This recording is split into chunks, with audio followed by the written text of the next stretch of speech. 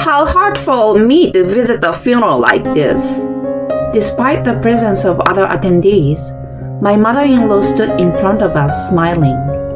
My father-in-law was also smiling and sympathizing with her, saying, "Yeah, we are so nice." My anger quickly reached its peak, seeing their behavior. My mother-in-law, however, was not concerned. "Your father is a mudcake bottom feeder, and yet you gave him such a lavish funeral. I don't think you had a budget for that. Are you now having a financial problem? May I offer you a donation to help you?" My mother-in-law took a dime out of her purse and threw it at my feet. I had lost my patience. This was unforgivable. I can't believe she would make fun of my father just because she doesn't like me. They will see what I can do to destroy them. In front of my victorious in-laws, I told them the truth. My name is Haley, and I'm 30 years old. I work for a construction company as an interior designer. I became a certified interior coordinator for a reason. In my childhood, I had always a slightly unusual hobby. I like to look at house floor plans and find the right furniture for the space. When I was given my own room, I asked my parents to arrange the curtains and carpets to my liking. I even asked my parents to buy me a stylish desk instead of a standard study desk. I was that strict about the space in my room. Looking back, I think it was my father's influence. The construction company I work for was originally started by my father. My father was a registered architect and well known in the industry. However, he was so busy that he could no longer spend time with his family and reduce his workload.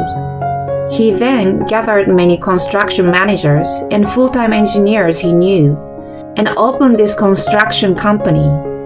Now, there are more interior coordinators and financial planners like me, and the company has grown to a modest size. My father, in whose company I participate, suffered a stroke 5 years ago. With that, he stepped down as head of the construction company and left it in the hands of another trusted architect who had been with him for many years. For a while, I wondered what would happen in my father's absence. But people whom my father had approved of were all excellent employees. I was proud to work in this company that my father had created. And a year ago, I got married. I met my husband Tom a few years ago when our company was contracted to design an office. Tom was the one who visited our company as the person in charge of the project. At first, we talked only about business, but as we had more meetings, we naturally grew closer. Eventually, he asked me for a relationship. When he proposed to me a year ago, he said, "I want to marry you, but marrying me might cause you trouble." "Why?" "I've told you before that my parents are very strange. I mean, they don't have any common sense." "You mentioned it a little before." "I have minimum contact with them, and I'm not considering moving in with them at all, but I'm afraid that I might cause you some problems in the future." "Tom, I heard a little bit about my in-laws when we first started dating. My mother-in-law is a politician and is now a member of a county council. My father-in-law cannot go against such a strong wife and always listen only to what my mother-in-law says and is completely obedient to her. Furthermore, his parents abused Tom verbally when he failed to pass the entrance exam to one of the Ivy League. "You are not our son when you are not capable to get into Ivy League. You are a disgrace. Get out of here." After hearing such words, Tom took the opportunity to go to a private university and moved into a dormitory. Because of his good grades in the entrance examinations, he was exempted from all tuition fees, and he covered all his rent and living expenses with a part-time job. While balancing his studies and part-time jobs, he was able to make it through his college life. Hearing such a story, I could not come up with any emotion other than respect. I heard that he had not seen his parents since then. But if he was going to get married, he should at least give them a report. He seemed to feel like that and was planning to go see them for the first time in several years. That's why he seems to have a hard time making up his mind. Tom was looking gloomy and depressed. Seeing him like that, I put on a big smile. Tom, I can handle it. No matter what kind of person your parents are, I would want to marry you. Are you sure? Of course. If there is some problem, I will consider how to get along with them. But they are the parents of someone I love. No matter who they are, I'd like to say hello to them at least once. Yeah, you are right. I know I shouldn't be running away anymore either. I don't think you are running away. But if you don't visit your parents now, I'm sure you will be left feeling bewildered. Thanks. I finally made up my mind too. Thus, I accepted Tom's proposal, and we went to his parents' house to say our wedding greetings. The following week, we headed to Tom's parents' house. Of course, I was nervous, but Tom seemed even more so. I patted him gently on the back and rang the intercom. Then, as if she was waiting for us, the door opened vigorously, and a strong-willed-looking woman appeared. She was wearing a purple dress and a gold necklace. Her hair was curled, and she was wearing flashy red lipstick. Since she is a politician, she seems to have a thick core and with full of confidence. Long time no see, Mom. When Tom greeted her, his mother gave him a dubious look and started to talk with a big sigh.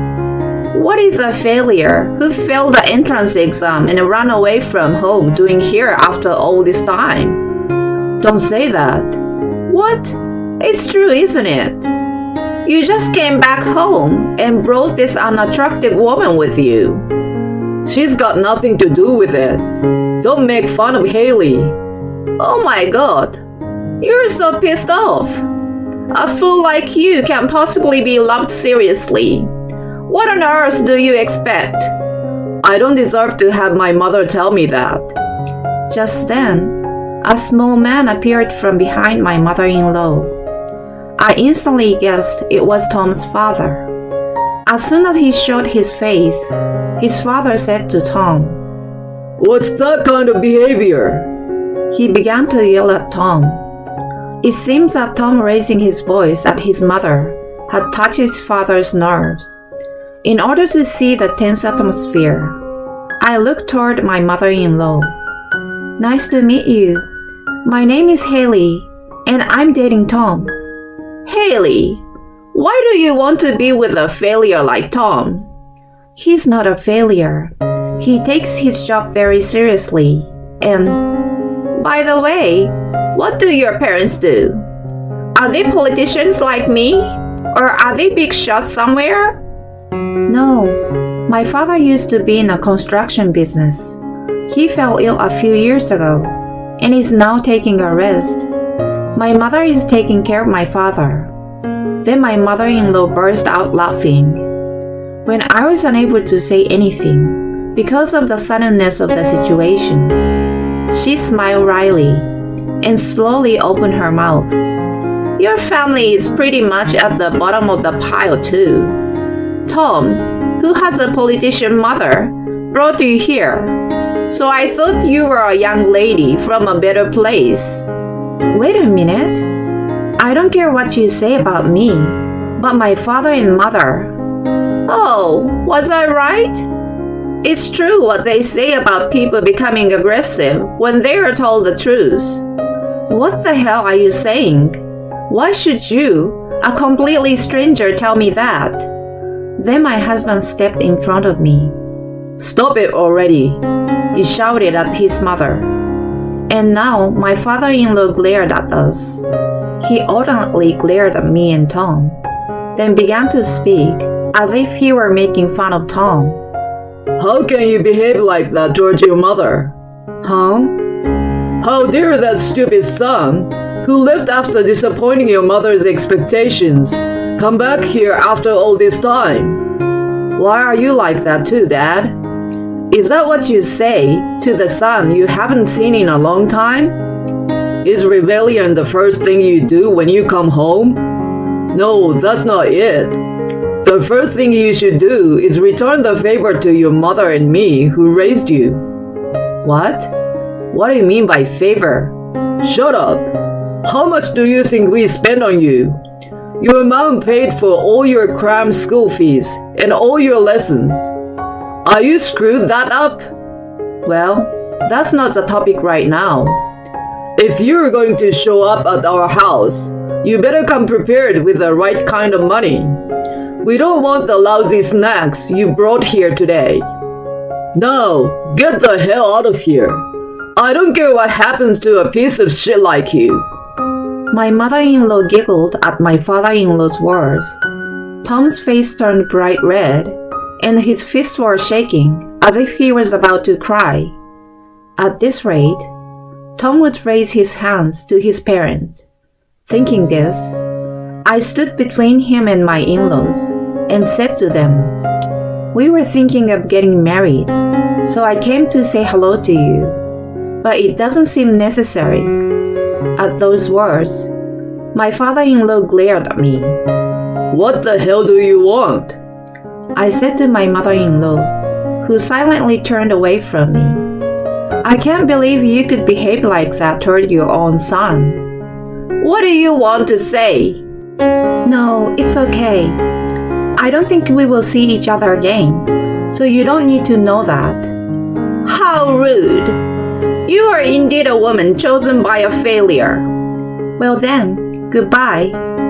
Tom still wanted to say something, but I pulled his hand and we left my parents-in-law. Soon after that, we registered and became husband and wife. A year has passed since then, and I have not seen my in-laws once. Tom and I were newlywed, living in an apartment, about a 15-minute walk from my parents' house. Then one day, my father's condition suddenly changed, and he passed away. I knew that he had suffered a stroke and was not expecting to recover. But when it came time to accept his death, I was not so easily convinced. Many people gathered at my father's funeral. Not only friends and business associates, but also people who had asked my father to design a house for them in the past. People who had willingly accepted to help him in remodeling the house. Many people wept as my father's death brought tears to their eyes, and I too felt a surge of sadness. I was greeting the attendees with my mother and Tom. But then, certain people appeared. Why are you here? It was my parents-in-law. My mother-in-law was dressed in a white suit, and my father-in-law was in denim and a hoodie, both dressed inappropriately for the occasion. The appearance of the two caused a commotion around us, and all eyes turned to my parents-in-law. While my mother and I were speechless, my husband asked my mother-in-law in a trembling voice, "What are you doing here?" "What's with the way you talk? I heard it from an acquaintance that you live around here and that your wife's father had just recently died." "So why are you here?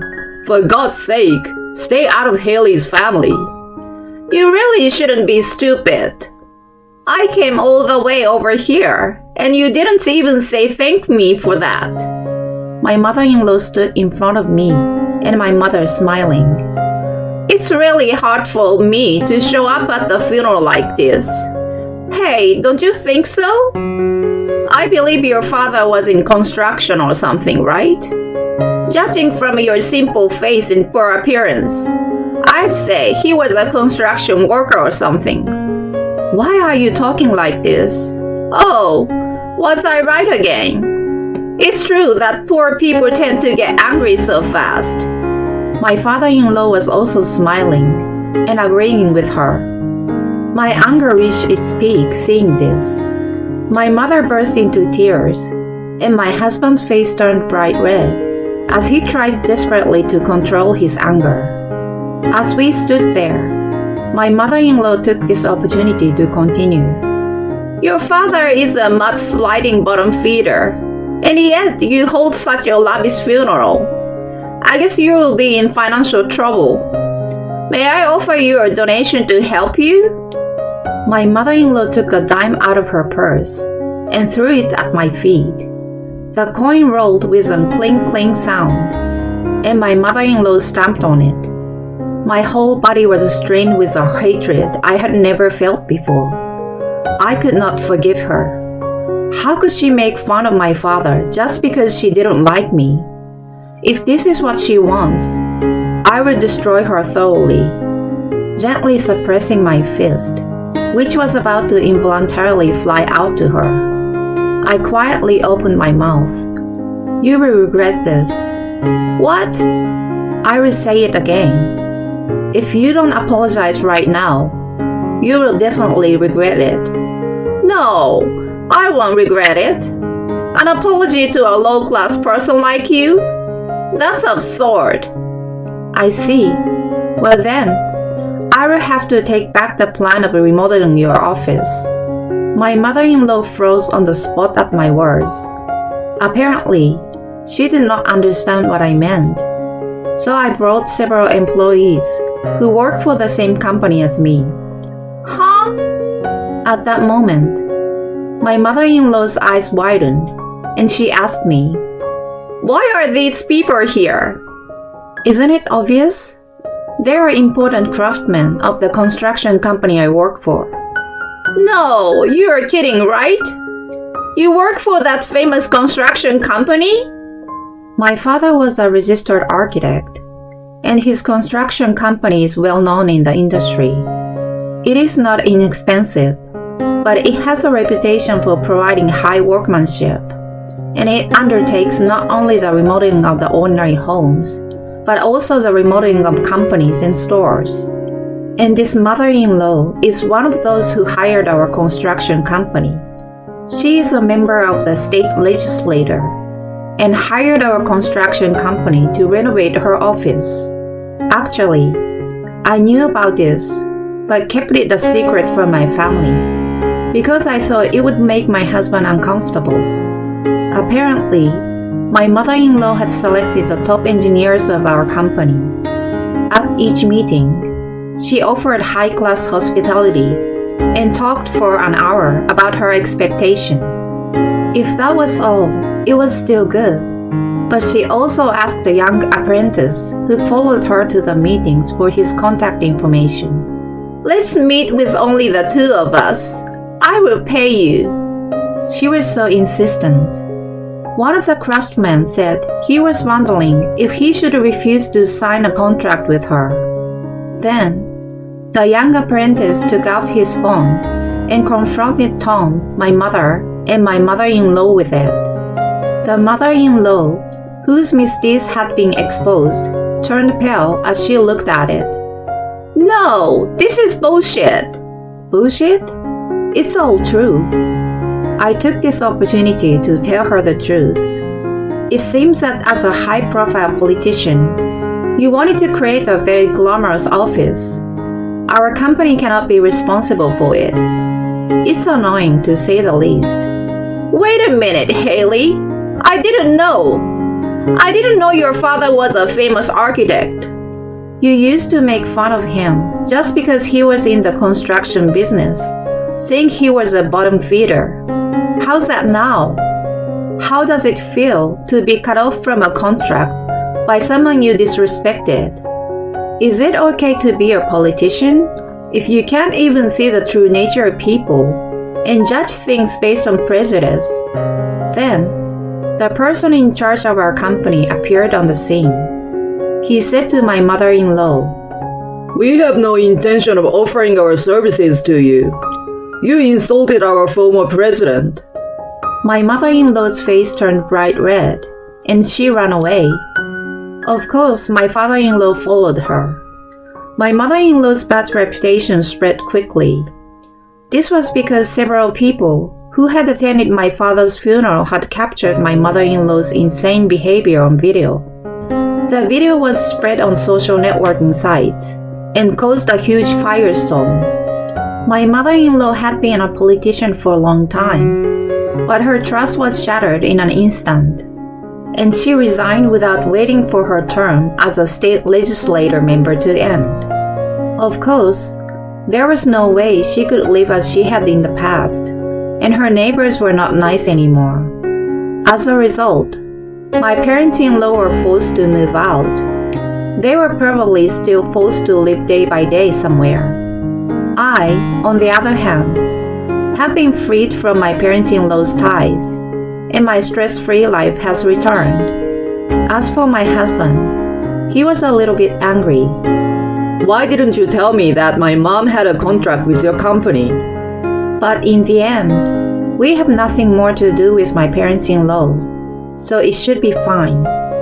I hope to continue to provide the best technology and service, together with my respectful colleagues and friends, and I will continue to protect the company my father had started.